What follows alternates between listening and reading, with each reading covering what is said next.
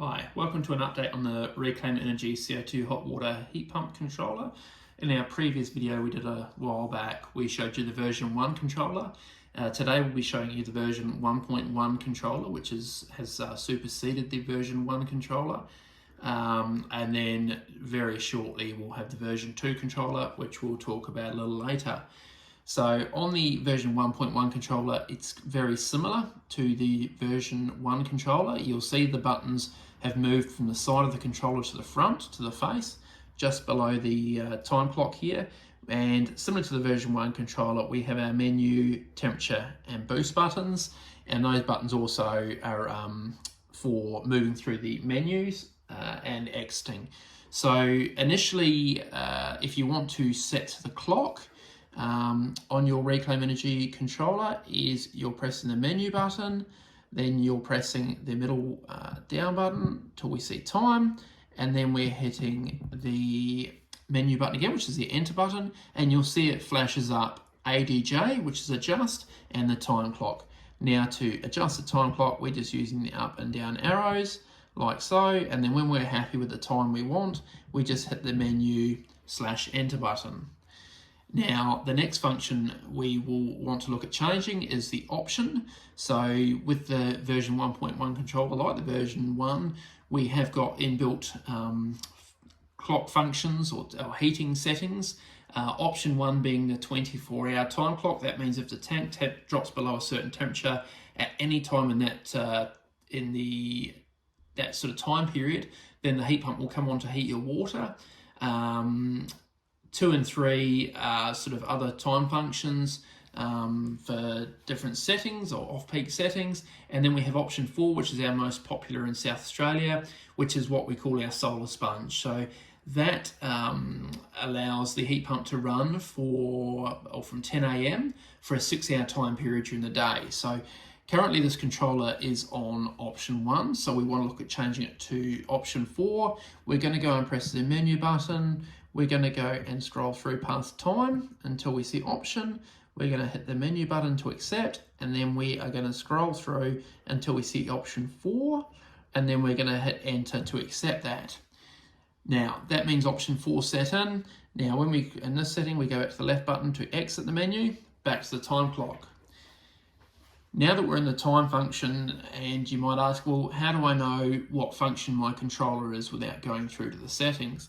Now, in the middle, you'll see the button that says temperature. If we press on this, you'll see it shows up the temperature at the moment on the sensor, which would be normally in your tank, and also then it flicks past to the option, which you just saw before, showed the controller was set to option 4. If you just leave this, then it reverts back to your standard time clock. Now, a bit of a difference with the version 1.1 controller over the version 1 controller is inside of the control box there is a dry contact. Now this dry contact allows the boost function of the controller to be run via an external dry contact or relay. So if you've got a solar inverter or a home management system that can tie into that functionality, what that allows you to do is to turn on the heat pump via an external signal. So yeah, if you've got a certain setup you want to run, then that is the functionality, or that is where you would access that. Now, the other thing to note is that if you set your heat pump to run, say, only during the day, and then you have a large draw-off of hot water or a lot of people over, and you find that you need to run the heat pump outside of its set parameters, then on the controller, we have the boost button. So this is button here. Now, that button allows the heat pump to run outside of the set parameters, and what that will do is that will heat the tank up to the set temperature, and then it will basically revert back to your standard time functions set, so you don't have to go back out and change it off that function. On the right hand side, we've got the 3 small LEDs. At the top, we've got the power light.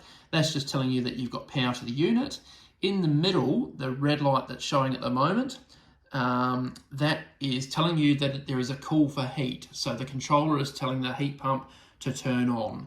So that means the tank temperature is below the prescribed temperature and it is running. Now, when we set the controller into boost mode, that light there will flash and that just tells you that the controller's in boost mode.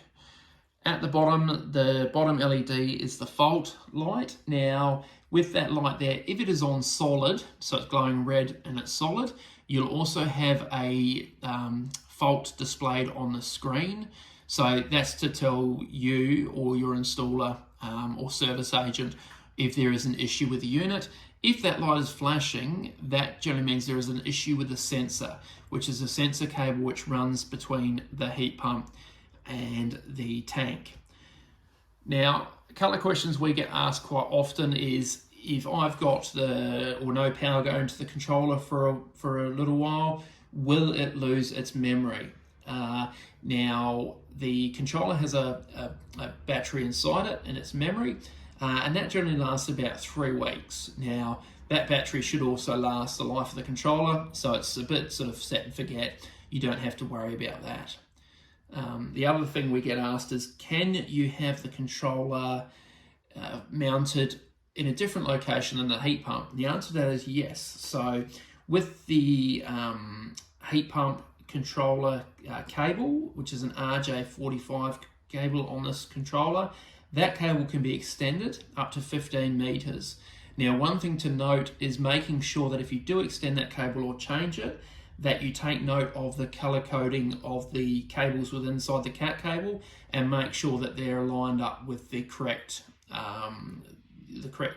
area in the controller. If you get them around the wrong way, basically the heat pump won't work or you'll get error codes. Not too far away, we'll see the introduction of the version 2 controller. So this controller is going to add a bit more functionality. One major component is it has Wi-Fi. Now, you'll see that Reclaim actually have an app, so that's available in the App Store. So you can basically download that and you'll be able to see and control the heat pump from your smartphone device. And that will also have some detail about data and some history to see what your heat pump is using, when it's running, and things like that. You'll also be able to run the boost from that app. So, and also within that controller, there will be a bit of extra functionality as far as inputs and what they can do, like dry contacts. And yeah, so when that comes out, we'll talk about that some more and discuss how that what that looks like compared to the version 1.1 controller.